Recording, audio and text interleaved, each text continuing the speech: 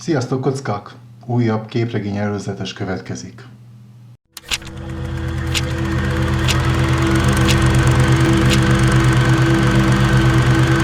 És ahogy mondtam, újabb előzetes következik. Lassan közeledünk február elejéhez, és ez azt jelenti, hogy előrendelhetjük az áprilisi képregényeket. Szeretném megjegyezni, hogy ebben a videóban nem fogom elmondani, hogy honnan lehet előrendeléseket végezni. Aki szeretné ezt tudni, annak a képernyőn valahol megjelenik a márciusi videónak a linkje, és nézze újra, főleg az elejét, hogy tudja meg, hogy honnan lehet ezeket az előrendeléseket elvégezni Romániában, Magyarországon és az Európai Unió területén. Vágjunk is bele szerintem.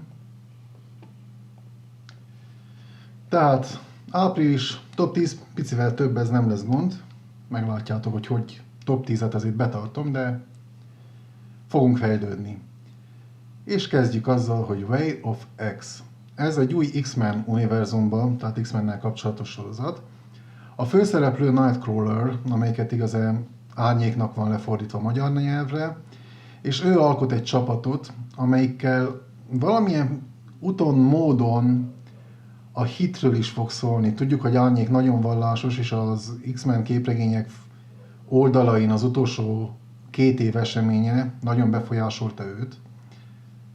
És erről is szól lesz. Nem akarom lelőni a point, hogy pontosan mi történt, ha akartok, olvassatok utána, hanem kérdezzetek rám, szívesen elmondom. Jules Verne-nek a Lighthouse sorozata. A Lighthouse Jules Verne-nek az utolsó regénye, halálakor íródott és halála után volt kiadva.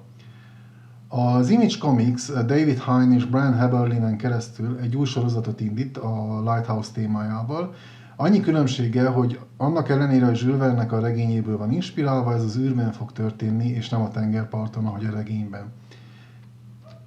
Belső rajzokból is láthatjuk, hogy űrben történik minden, robotok, meg ami kell az űrbe, igazán minden van, földön kívüliek. Tetszik az ötlet, hogy átviszik ilyen nagyon erős sci-fibe. Kíváncsi vagyok, hogy milyen lesz ebből kiindulva. Ez egy olyan képregény, amit szinte biztos, hogy meg fogok vásárolni áprilisban. És ha már sci-firől beszélünk, akkor a Star Trek rajongóknak ajánlom. Az egyetlen futó Star Trek sorozat ebben a pillanatban. A Star Trek Year 5, 21-es száma. Azért az egyetlen egy futó sorozat, mert az IDW adja ki, és közben minisorozatokat ad ki, de a folyamatos sorozat egyedül ez van, és ez az 1966-os Star Trek tévésorozatnak a direkt folytatása. Igaz, ott beszélnek, hogy 5-year mission, tehát 5 éves küldetés, és csak 3 évet mutat be a sorozat, és ez pedig az 5. utolsó év, amikor az Enterprise visszatér a Földhöz. Green Lantern első szám. Az elmúlt 2 évben a Green Lantern képregényeket Grant Morrison írta, és igazán nem vagyok nagy rajongója Grant Morrisonnak, ez az igazság. Az első 2 számot olvastam, talán 3 számot, nem győzött meg, annak ellenére a Green Lantern egy nagyon-nagyon kedvelt karakter, tehát számomra a DC Comicsnak az egyik legjobb karaktere.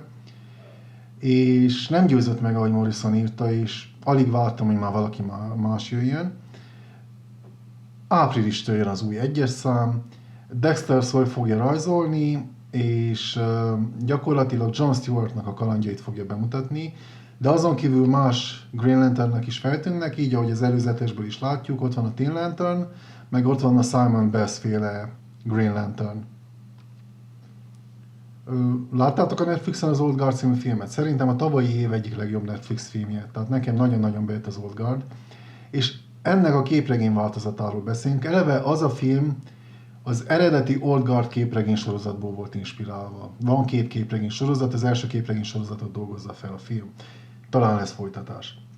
A The Old Guard Tales Through Time, ez egy antológia sorozat lesz, ahol nem csak Greg Rucka és Fernandez térnek vissza az eredeti alkotók, hanem felkértek több írót és rajzolót, hogy segítsék ki őket, és csináltak egy 6 részes antológia sorozatot, az első rész áprilisban jelenik meg, nekem szimpatikus.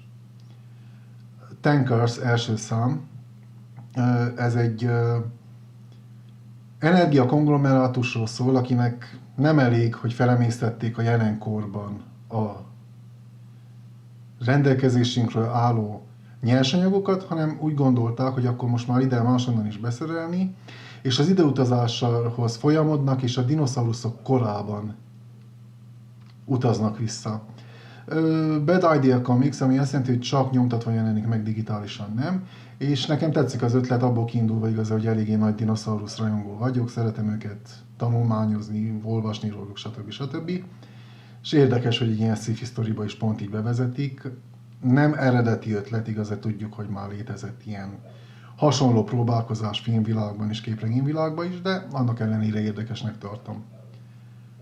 A Venomnak a 200. száma, ezt azért emelném ki, mert egy extra hosszú, 92 oldalas szám, $10 fog kerülni, de ez az utolsó szám, amit Danny Cates és Ryan Stegman fognak alkotni, tehát Danny Cates író, Ryan Stegman rajzoló. A 200. számmal kiszállnak a sorozatból, és elég erős nyomot hagynak a Venom mitoszban maguk után. Hogy mi lesz a 200. szám után, gondolom, hogy ezt meg fogjuk tudni a májusi előrendelésekkel majd egy hónap múlva, de akit érdekel a Venom, talán ez egy olyan szám, amit érdemes megvásárolni.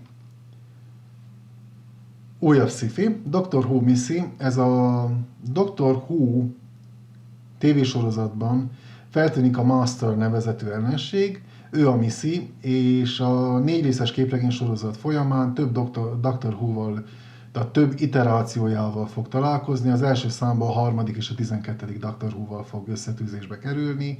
Kíváncsian várom ezt, tehát Doctor Who-t nagyon szeretem. Itt van egy pár alternatív borító. És akkor a 10., amit kiemelnék, mint top 10, nagyon sok Batman sorozat indul, jobban mondva 3 Batmannel kapcsolatos sorozat indul áprilisban. A Next Batman Second Son, igaz, ez a mostani futó Future State Next Batmannek lesz az előzménye. Batman The Dark Knight, a Tom Taylor és Andy Kubertnek az új sorozata, 6 részes lesz csak, és Európában fog játszani, tehát Európába hozzák Batmant. És Robin pedig Damian Wayne-nek a kalandjait fogja követni. Damian Wayne igaz, Bruce Wayne-nek a gyereke, Batmannek a gyereke. Az utóbbi időben a képregényekben eléggé összetűzésben vannak ők ketten. Nem fogom elmondani, leszpoilerezni, hogy miért, hogyha nem olvastad, akkor adok lehetőséget, hogy ez megtörténjen. Kap egy saját sorozatot is, amely Batmantől független. És itt van a 3 borító, a Second Son, a Dark Knight és a Robin. És akkor egy pár ajánlat, így végezetül, 10 kisebb képregény megemlítés. Cyberpunk 2077-es sorozat, első része, ez a második sorozat, ami a játék alapján készül. A Geiger 1-es száma, amelyik Jeff Jones és Gary Franknek a legújabb alkotása, ők alkották a DC-nél a Doomsday Clockot. Helm Greycastle, ez azért érdekes, mert igazán megszoktuk, hogy a képregények nagyon nyúlnak a görög mitológiához, a római mitológiához, vagy éppen a vikingféle mitológiához, és ez pedig a dél-amerikai mitológiákat fogja felölelni, és abban a mitológiai kereteken belül játszódó fantasy sorozat. My Little Pony és Transformers. Őszintén én ezen mosolygok, és ha van kedvetek, próbáljátok ki. Hogyha szeretnétek Guardians of the Galaxy sorozatot olvasni, és nem tudjátok, hogy mikor jó pillanat, hogy beszálljatok, akkor a 13-as szám az új sorozatból nagyon is jó lesz, mert új alkotócsapat is kerül, és maga a Guardians of the Galaxy csapat is új tagokkal fog bővülni. Fantastic Four 31-es, ez is mind a Guardians of the Galaxy egy új beugrási pont, ahogy az angol mondja, hogy jumping on point. Radio Apocalypse Number 1, ez a Ram V-nek az új sorozata. Ram V a Justice League Dark és a Catwoman-nek az írója. A Sword 5-ös az egy új X-Men sorozat, igaz, az első 4 száma inkább a King in Black eseménnyel volt kapcsolatos, és most végre kapnak saját sztorikat. Ezért is ajánlom, mint szintén ilyen jumping on point a Swordba, hogyha van kedvetek, akkor lehet olvasni, rendelni. X-Men Legends 3-as, ezt azért emelem ki, mert az X-Men Legends igaz a 90-es évek X-Men sorozatainak a tisztelgésére kiegészíti őket sztorikkal, és a 3-as számba a legendáris Louis Simonson és Walter Simonson fogják alkotni. Ők voltak a nagy sikerű X-Faktor sorozatnak a megalkotói abban a periódusban, és nagyon kedvelik őket. Hogyha te is kedvelted őket, akkor talán érdemes odafigyelni az X-Men Legends 3-as, és talán 4-es számára is. És az utolsó, amit ma megemlítek, az a Summoner's War Legacy No. 1, vagyis az első szám. A Summoner's War az egy közkedvelt mobiltelefonos játék, és hogyha te is szereted a játékot, akkor érdemes ezt elolvasni. Ez 30 évvel történik a játék előtt, és mutatja be az eseményeket a játék fele. Az Image Comics jó voltában jelenik meg ez a képregény. Nos, ennyi mára. Remélem inspiráltalak. Ha van kérdésetek, nyugodtan. Ha nem, like, comment, subscribe, ahogy az angol mondja. Köszönöm, meghallgattatok, sziasztok!